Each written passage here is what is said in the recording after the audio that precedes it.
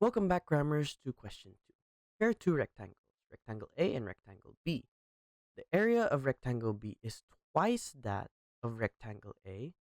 Work out the value of x, show you're working clearly. When trying to find the area of a rectangle, we follow length times width. So the area of rectangle B must be 5 minus x times 4. And the area for rectangle B is 2x minus 1 times 5. But notice how it says that the rectangle B, the area of rectangle B is twice the area of rectangle A. So we also multiply this by 2. We can simplify this to 8 times 5 minus x is equal to 2x minus 1 times 5. So we multiply into brackets. 8 times 5 is 40. 8 times negative x is negative 8x is equal to 2x times 5 is 10x. Negative 1 times 5 is negative 5.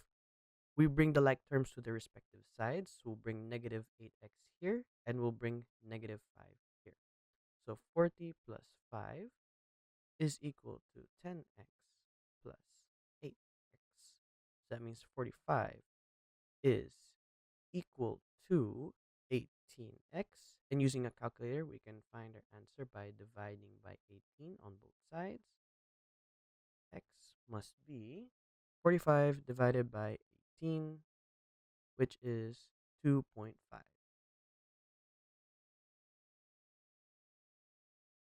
That's our final answer. Thanks for watching. Cram, then scram.